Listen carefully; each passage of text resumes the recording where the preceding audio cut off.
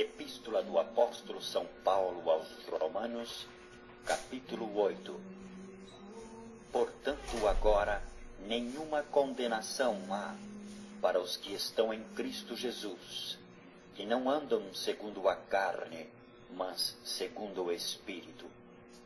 Porque a lei do Espírito de vida, em Cristo Jesus, me livrou da lei do pecado e da morte. Porquanto o que era impossível à lei, visto como estava enferma pela carne, Deus, enviando o seu Filho em semelhança da carne do pecado, pelo pecado condenou o pecado na carne, para que a justiça da lei se cumprisse em nós, que não andamos segundo a carne, mas segundo o Espírito.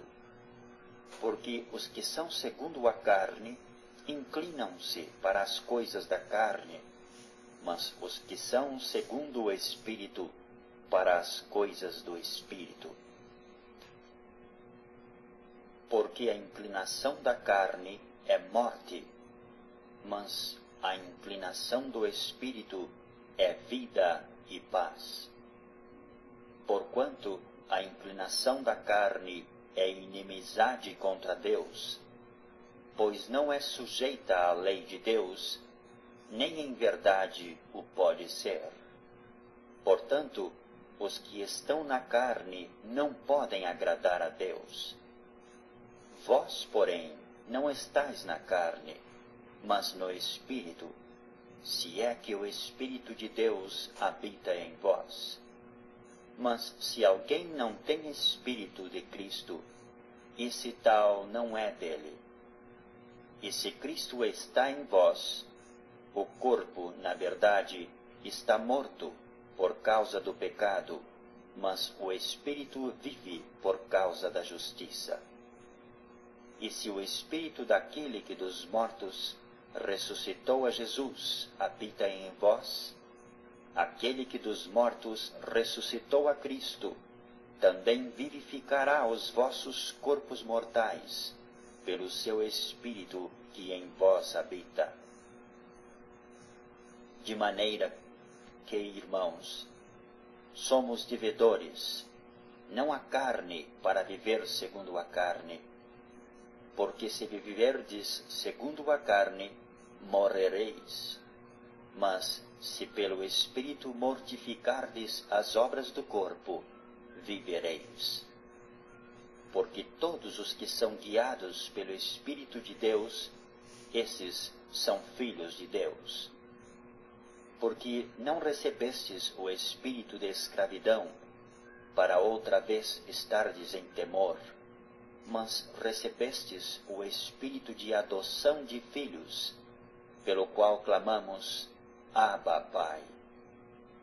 O mesmo Espírito testifica com o nosso espírito que somos filhos de Deus. E se nós somos filhos, somos logo herdeiros também, herdeiros de Deus e co-herdeiros de Cristo, se é certo que com Ele padecemos, para que também com Ele sejamos glorificados. Porque para mim tenho por certo que as aflições deste tempo presente não são para comparar com a glória que em nós há de ser revelada. Porque a ardente expectação da criatura espera a manifestação dos filhos de Deus. Porque a criação ficou sujeita à vaidade, não por sua vontade, mas por causa do que a sujeitou, na esperança de que também a mesma criatura será libertada da servidão da corrupção, para a liberdade da glória dos filhos de Deus. Porque sabemos que toda a criação geme e está juntamente com dores de parto até agora. E não só ela, mas nós mesmos, que temos as primícias do Espírito, também gememos em nós mesmos, esperando a adoção, a saber, a redenção do nosso corpo. porque em esperança somos salvos. Ora, a esperança que se vê não é esperança, porque o que alguém vê, como o esperará? Mas se esperamos o que não vemos, com paciência o esperamos. E da mesma maneira, também o Espírito ajuda as nossas fraquezas, porque não sabemos o que havemos de pedir como convém, mas o mesmo Espírito intercede por nós com gemidos inexprimíveis. E aquele que examina os corações sabe qual é a intenção do Espírito, e é ele que, segundo Deus, intercede pelos santos. E sabemos que todas as coisas contribuem juntamente para o bem daqueles que amam a Deus, daqueles que são chamados por seu decreto. Porque os que dantes conheceu também, os predestinou para serem conformes à imagem de seu Filho, a fim de que ele seja o primogênito entre muitos irmãos. E aos que predestinou, a estes também chamou, e aos que chamou, a estes também justificou, e aos que justificou, a estes também glorificou. Que diremos, pois, a estas coisas? Se Deus é por nós, quem será contra nós?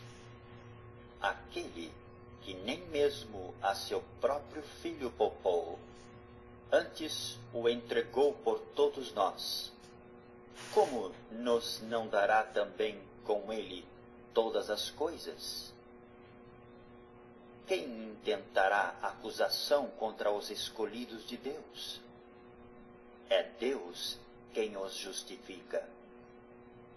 Quem os condenará? Pois é Cristo quem morreu, ou antes, quem ressuscitou dentre os mortos, o qual está à direita de Deus, e também intercede por nós. Quem nos separará do amor de Cristo? A tribulação, ou a angústia, ou a perseguição, ou a fome, ou a nudez, ou o perigo, ou a espada? Como está escrito, por amor de ti somos entregues à morte todo o dia. Fomos reputados como ovelhas para o matadouro. Mas em todas estas coisas somos mais do que vencedores, por aquele que nos amou. Porque estou certo de que nem a morte, nem a vida, nem os anjos, nem os principados, nem as potestades, nem o presente, nem o porvir, nem a altura, nem a profundidade, nem alguma outra criatura nos poderá separar do amor de Deus, que está em Cristo Jesus, nosso Senhor.